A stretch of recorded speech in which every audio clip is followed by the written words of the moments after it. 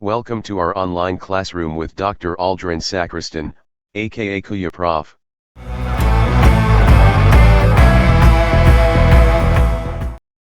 Our lesson today is about global business and its importance. After studying this lesson, you should be able to explain the concepts of international business and global business. Give 3 reasons why it is important to study global business. Articulate the fundamental question that the study of global business seeks to answer and 2 perspectives from which to answer it. Identify 3 ways of understanding what globalization is. State the size of the global economy and its broad trends. Explain the concepts of international business and global business. Give 3 reasons why it is important to study global business. Experts explain that globalization is the spread of products, technology, information, and services across national borders and cultures. From an economic point of view, it is also described as the interdependence of nations in international scene fostered through free trade. On one hand, new jobs and economic growth through the cross-border flow of goods, capital, and labor are created because of globalization. On the other hand, the distribution of the growth and job creation brought about by globalization is not evenly distributed across industries or countries. Its motives remain idealistic as argued by many observers and experts all over the globe. For them, the development of a global free market has benefited large corporations based in the Western world. What is global business and why study it? Traditionally, international business or IB is defined as a business or firm that engages in international or cross-border economic activities. It can also refer to the action of doing business abroad. According to most business writers, the previous generation of IB textbooks almost always takes the foreign entrance perspective. Consequently, such books deal with issues such as how to enter foreign markets and how to select alliance partners. The most frequently discussed foreign entrant is the multinational enterprise or MNE. It is defined as a firm that engages in foreign direct investment or FDI by directly investing in, controlling, and managing value-added activities in other countries. MNEs and their cross-border activities are important, but they cover only one side of international business, which is the foreign side. Students educated by these books often come away with the impression that domestic firms do not exist. But in reality, these domestic firms do not just sit around in the face of foreign entrants such as MNEs. In most cases, these domestic firms actively compete and collaborate with foreign entrants. In other words, focusing on the foreign entrant side captures only one side of the coin. A unified framework. Global business is a vast subject area. It is one of the few courses that will make you appreciate why the Collegio requires you to take a number of seemingly unrelated courses in general education. The study of global business is very interdisciplinary. It is easy to lose sight of the forest while scrutinizing various trees or even branches. The subject is not difficult, and most students find it to be fun. The number 1 student complaint is about the overwhelming amount of information. First core perspective, an institution-based view. An institution-based view suggests that the success and failure of firms are enabled and constrained by institutions. By institutions, we mean the rules of the game.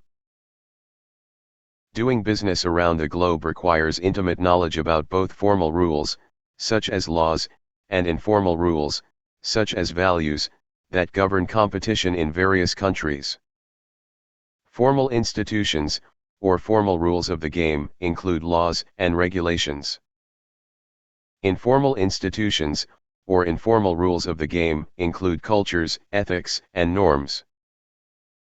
These are not established by laws and regulations, yet they play an important role in shaping the success and failure of firms around the globe.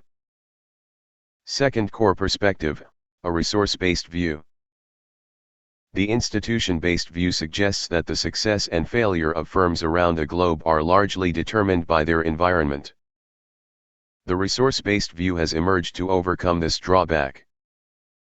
While the institution-based view primarily deals with the external environment, the resource-based view focuses on a firm's internal resources and capabilities. Doing business outside one's home country is challenging. Foreign firms have to overcome a liability of foreignness, which is the inherent disadvantage that foreign firms experience in host countries because of their non-native status. What is globalization?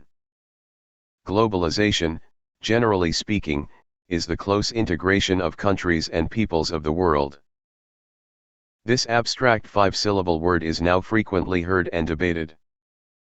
Those who approve of globalization count its contributions to include greater economic growth and standards of living, increased technology sharing, and more extensive cultural integration.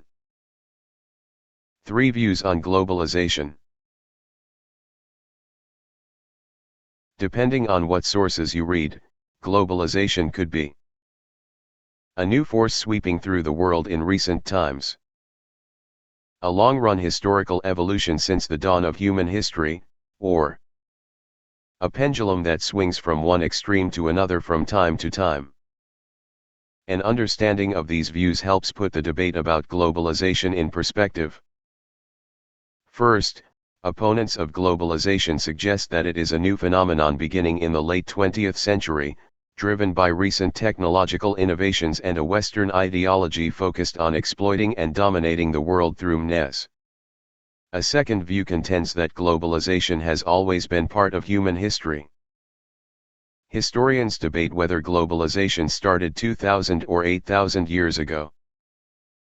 A third view suggests that globalization is the closer integration of the countries and peoples of the world which has been brought about by the enormous reduction of the costs of transportation and communication and the breaking down of artificial barriers to the flows of goods, services, capital, knowledge, and, to a lesser extent, people across borders. Globalization is neither recent nor one-directional. It is, more accurately, a process similar to the swing of a pendulum. The pendulum view on globalization. The third view, the pendulum view, probably makes the most sense, because it can help us understand the ups and downs of globalization. The current era of globalization originated in the aftermath of World War II, when major Western nations committed to global trade and investment. Global business and the globalization debate. The challenge confronting a new generation of business leaders in the 21st century is enormous. At the dawn of the 21st century, globalization's seemingly inevitable forward direction took a turn, revealing globalization to be more of a pendulum than a one-way march. This directly affects you as a future business leader, as a consumer, and as a citizen. At least 2 sets of sudden, high-profile events occurred that have had significant ramifications for business around the world: anti-globalization protests and terrorist attacks. The challenge that faces you, then, involves a complex set of issues surrounding the benefits and costs of globalization as well as threats and hindrances to global business caused by terrorism. This book will provide you with a roadmap to help you navigate that challenge. At this critical juncture in global business, first, you must have a basic understanding of the world economy.